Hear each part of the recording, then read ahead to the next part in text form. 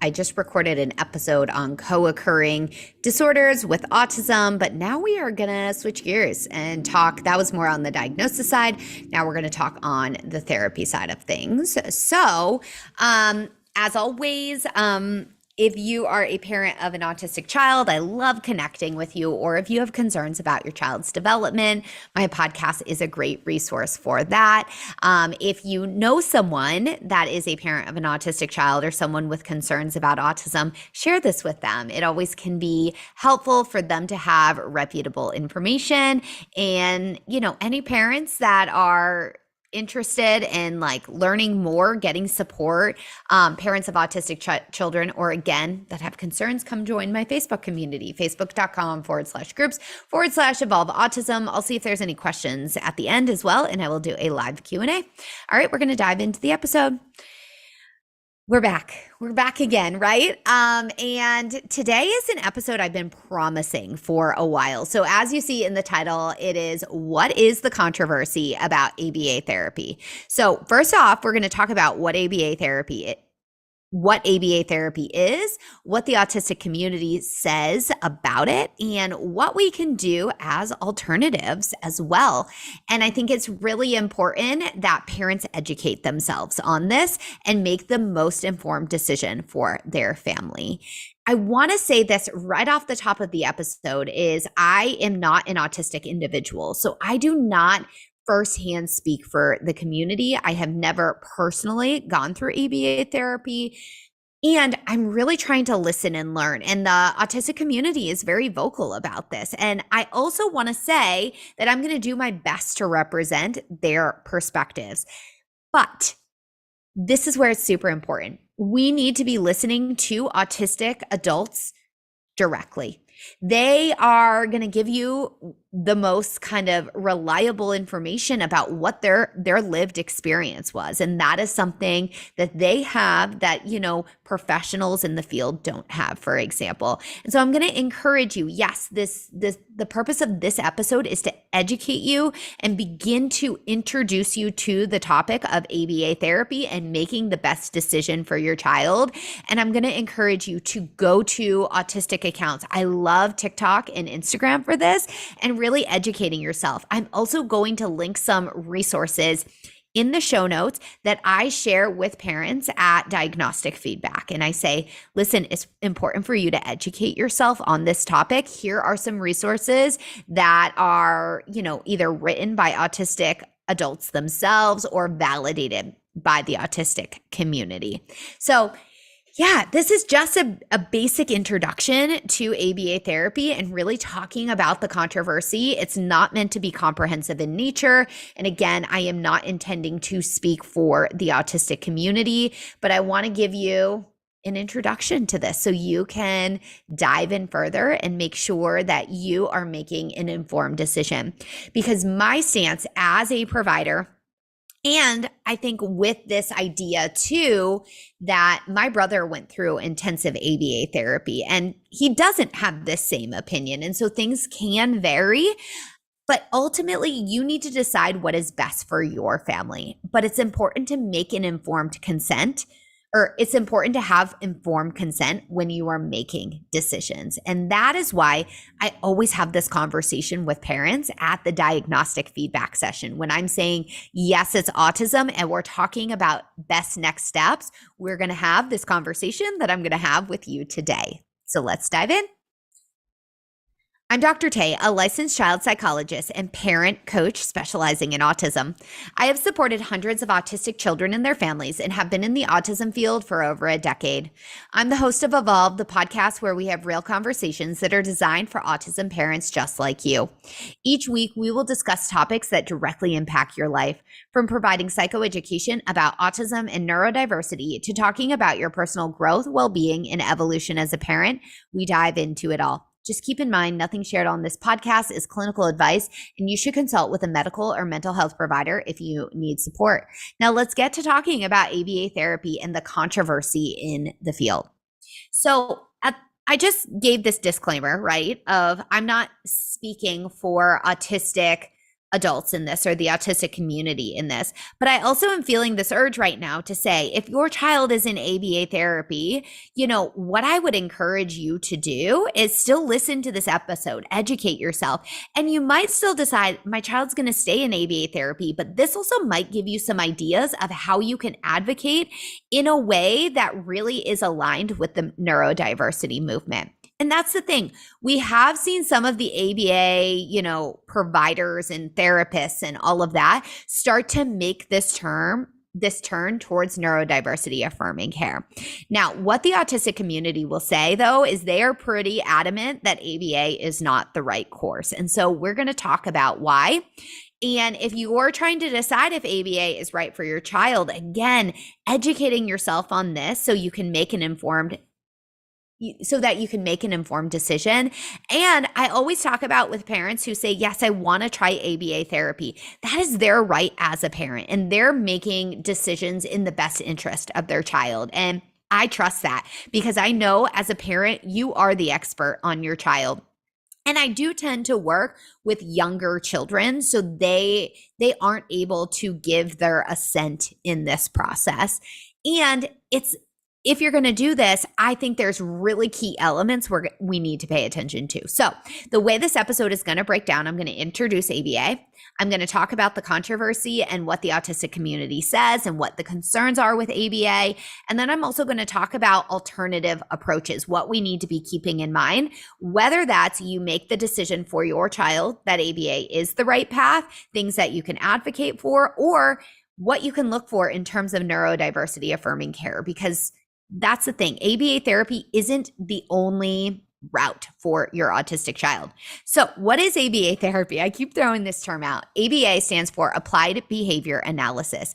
And so this is a type of intervention approach or type of therapy approach that has been around for many, many decades. And over time, I will say there's been a lot of variations on this of different ways of doing it. And so the most traditional model is called discrete trial training. And so this can look where your child is sitting at a table, they're doing things like flashcards, they're using rewards, and punishment even has come into the picture. And we'll talk about more on that in a second. Over time, we have seen this push for more naturalistic forms of ABA. And as a provider, I think that what we know in terms of generalization, that is much better. And we still need to be aware of these important elements that we're going to go through. But knowing that, okay, here's the thing. ABA therapy is quote unquote well studied. And listen to those quotes there, because they will say it is an evidence-based treatment for autism.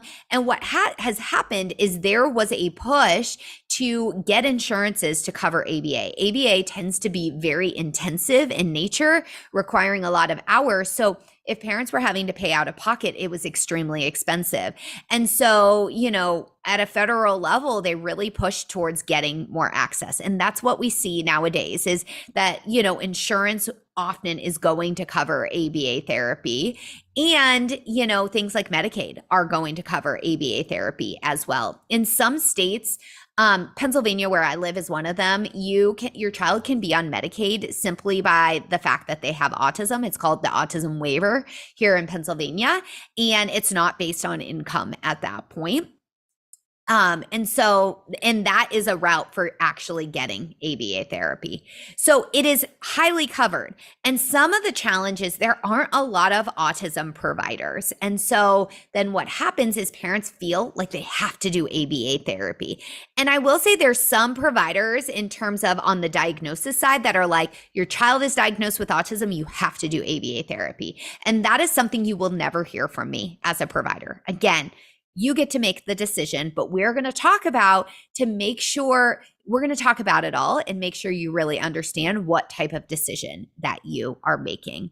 And so sometimes it's forced upon families, and they feel like they have no other choice. Hold on, I got to turn on my light. It's starting to get dark out. Okay, there we go. So sometimes it's forced upon families and they don't feel like they have a choice. Let's talk real quick about alternatives. So speech therapy, speech language therapy, occupational therapy. Sometimes they'll do those alongside ABA therapy, but those are great alternatives. Additionally, you could work with someone like a psychologist that is going to really be focused on more naturalistic approaches and supporting quality of life. There are different avenues besides ABA. So, what are the controversies in the field? Again, I am listening to the autistic community and summarizing this information for you.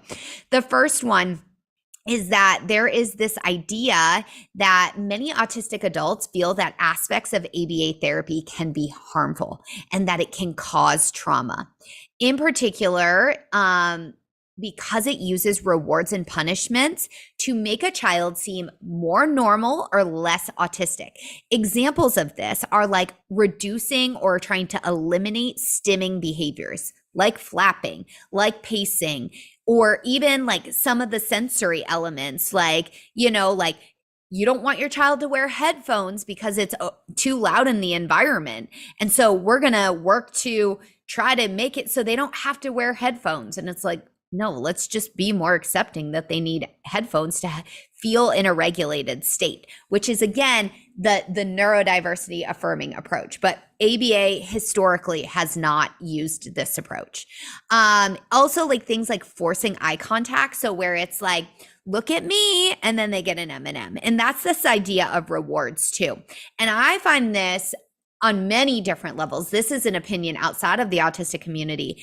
I find the repeated use of food rewards somewhat problematic too, because you're shifting the child's relationship with food. And that ultimately isn't the best thing, because especially in our society, as they grow up, there's a lot of pressure around food and body image. And so if we're starting from a young age that we're associating food with reward and not with hunger levels, we're starting to override the biological processes. We should be eating when we're hungry, not as a reward. Additionally, too, there can be punishments involved. So way back when, they actually were doing shock punishments, which is not something nowadays, to my knowledge, is permitted or is happening, where if the child did something that the therapist didn't like, they'd actually shock them. But there is this element of, for example, you will be coached that if your child is having a meltdown, you're going to ignore that. This is a really interesting concept. And I'm turning on my psychologist brain here for a second, because what we do know is that just humans as a whole, outside of the autism community, when we attend to a behavior, it reinforces it. And when we remove attention from a behavior, it decreases its likelihood. So straight behavioral principles, the idea of ignoring, makes sense. The challenge is it's a very invalidating experience. And we're missing, this is coming back to the autistic community and something I like so strongly believe. We're missing the function of that behavior. Your child is having a meltdown because they are trying to communicate something with you. I want you to think of all behavior as being communicative. It might not fit our neurotypical standards, but that's on us to shift and start to understand, how people can communicate differently.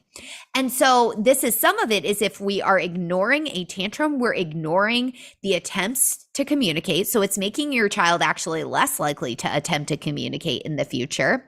We also are invalidating their emotions, saying it's not important, and we're missing their needs. We're not able to meet their needs. And so this can be particularly problematic. I'm going to share a personal example. So my brother went through ABA therapy for 2 years, from basically 2 to 4 years of age. And when he first started, he had huge meltdowns. He would tantrum, I'm not kidding you, or have a meltdown for 2+ hours, it was so exhausting. I remember just like my parents being like, oh my gosh. And I will say they used the ignore method. That's what they were taught. And it's interesting to think about. The psychologist in me doesn't love that. Like, seriously, for 2 hours, they would ignore my brother. And then as soon as he stopped tantruming, they would reinforce it. Now, did the behavior reduce over time? Yeah, it was effective, but it was incredibly invalidating. And so distressing for our family. So we talk about the whole family approach, and that's the way that I come at supporting autistic children and their families. Not only is that exhausting and dysregulating for the parents, like as a sibling, I was like, what the hell is going on? And like, also, if he's screaming, you can't pay attention to me fully, and I might have needs too. I was a kid as well.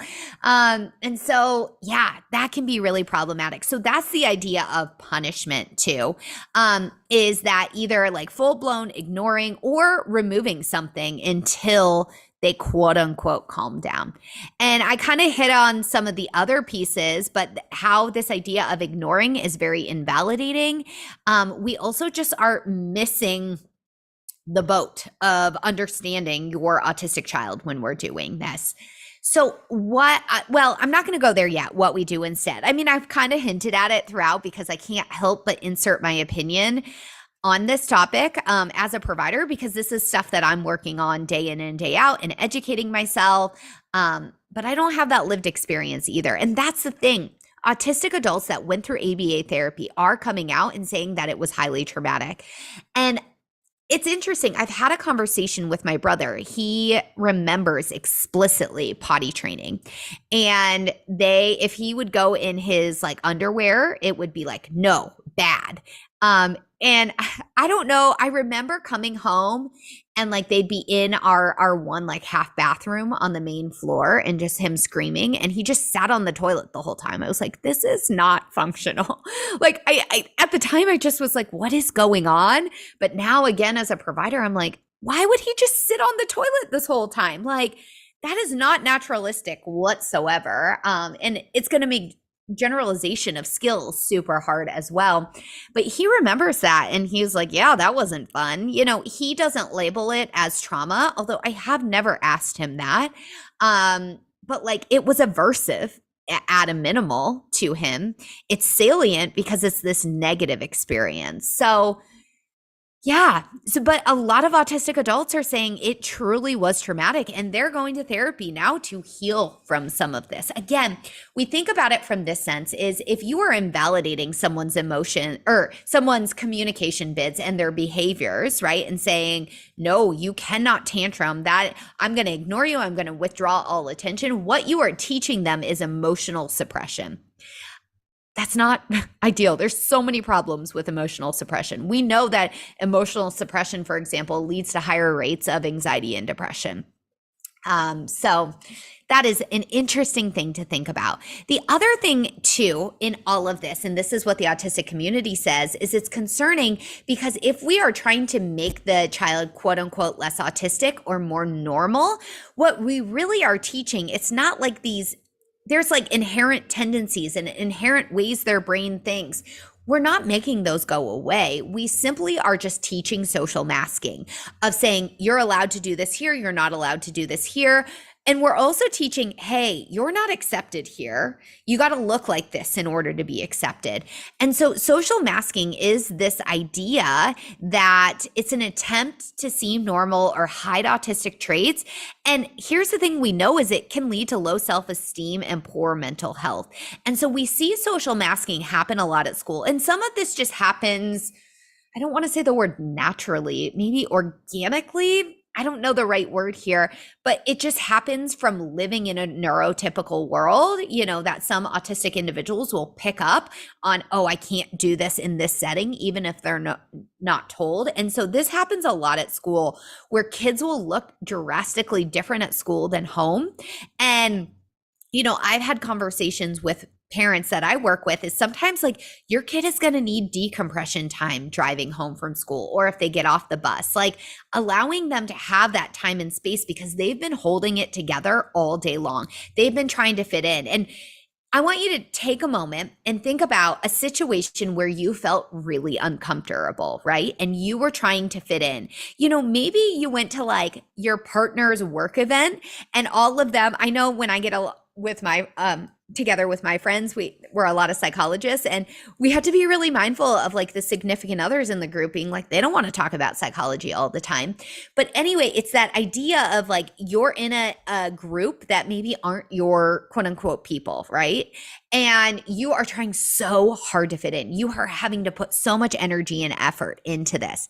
That is what social masking is like, where an autistic individual is having to work so hard to fit into that norm or fit into that group. And it is freaking exhausting if you have to do that all the time. So that is another concern with ABA therapy, is that we're simply teaching social masking. So yeah, and I think that is problematic, right? We aren't making the kid less autistic. We simply are teaching them that they aren't accepted. And so this is the other thing with ABA therapy that the autistic community says is like, we're trying to raise acceptance here. Like, why does it matter if someone has to have a fidget with them in order to self-regulate themselves, right? Why are we judging that? Well, we're judging it because it doesn't fit into our neurotypical standards. And instead of making autistic kids or really any neurodivergent kids fit into a box, what we need to do is we need to build a bigger box so more people are accepted. And so with ABA teaching social masking and trying to make your child less autistic, which when ABA was really like up and coming, that was the goal of it. And I will say that is not the goal of any autism therapy or support services now. It really is to help understand how your child's brain works, and it is to help improve quality of life. For example, we might teach a skill, for example, like toothbrushing, and break it down into steps so it's easier for your child to be able to brush their own teeth and gain independent skills. But we're not saying you have to do it in a certain way, or you have to make eye contact, with yourself in the mirror. Like maybe that's really uncomfortable for the autistic individual. It's like, are they doing the skill? And that's where we're really focused now.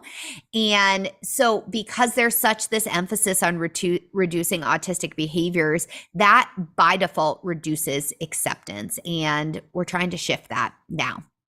So let's talk about now what we want to do instead, because I don't want this episode to feel doom and gloom where you're like, oh, great. Like either my child's in ABA therapy and you're telling me all these horrible things about it, or I'm considering it, but I have no other resources. And this happens quite a lot, especially in certain rural communities, for example, or, places there aren't a lot of access to services, or there's really long wait lists.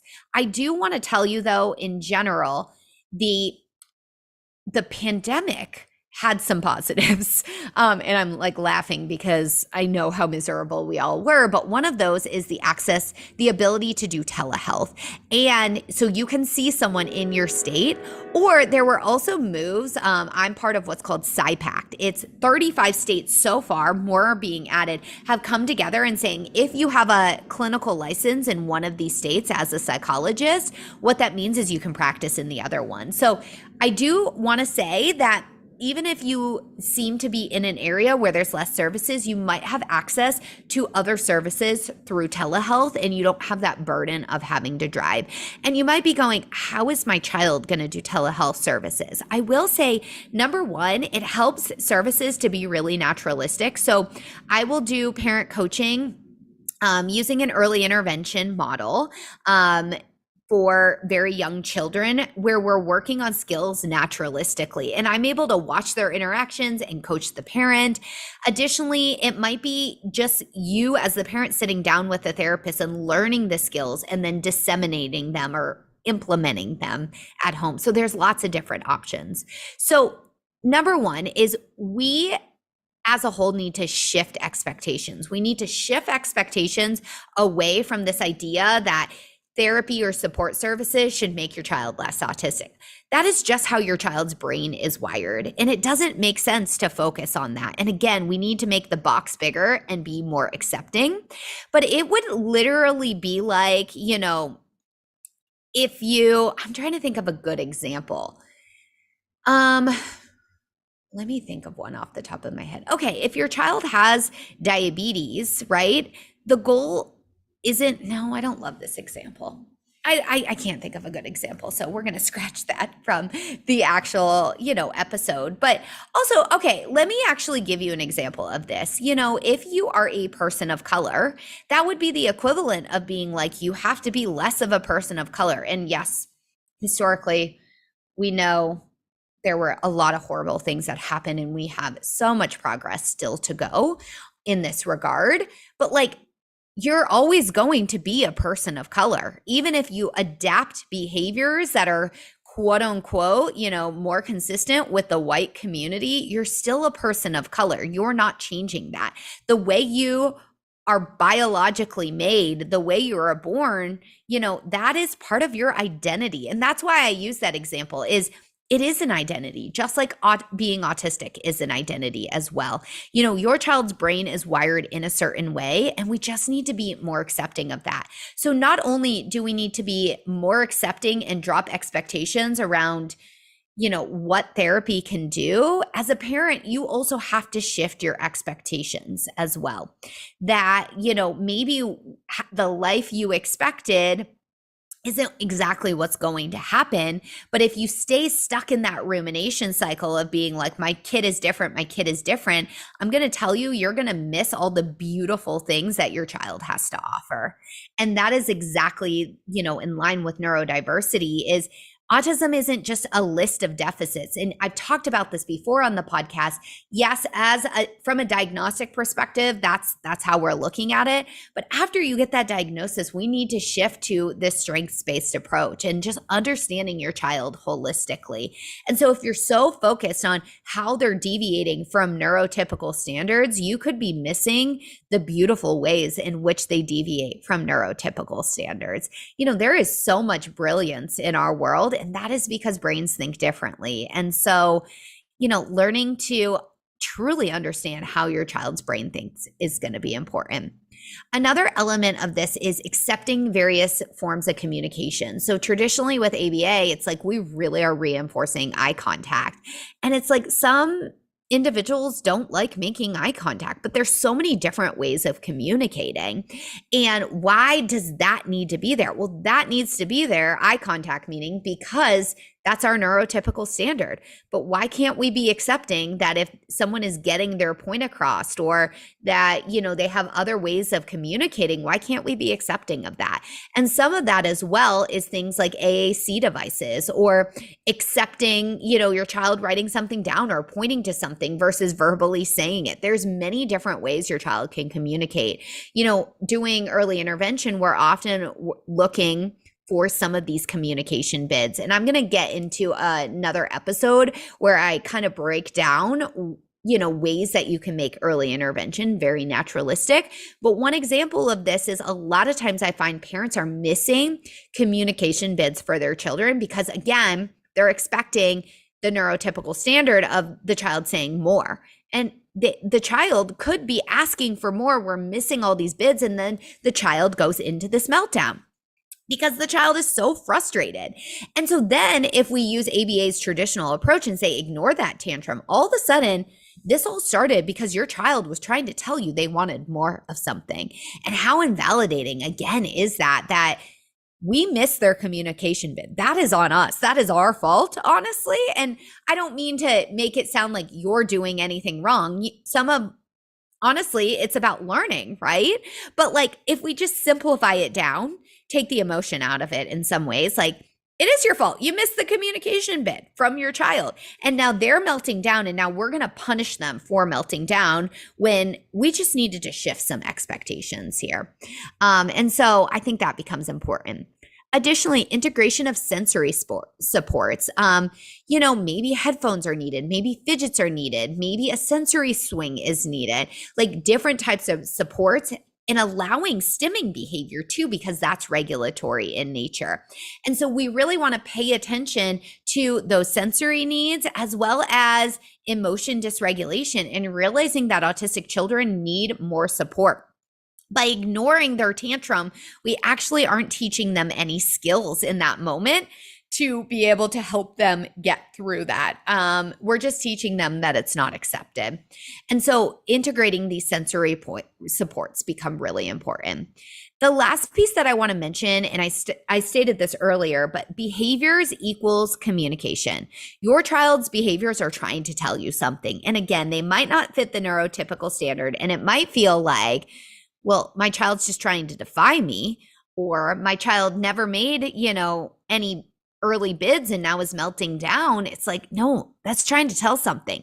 A meltdown simply could be saying, hey, I'm really frustrated right now. You missed all of my attempts to engage you, and I'm not getting what I want. If you don't get what you want, you're frustrated, right? But if you are neurotypical, you might have ways of expressing that before the meltdown happens. Or even if you're not neurotypical, you might have a skill set to be able to know how to communicate those needs. Well, we need to teach those to autistic children. We need to help support them through this journey. So that was a lot, right, y'all? I jam-packed quite a bit into this episode. So let's take a step back for a moment, because it is a lot. I share this because I want you to understand that you as a parent need to make an informed decision. This is not to point any fingers. This is not to say you're doing something wrong. It is simply to provide you education.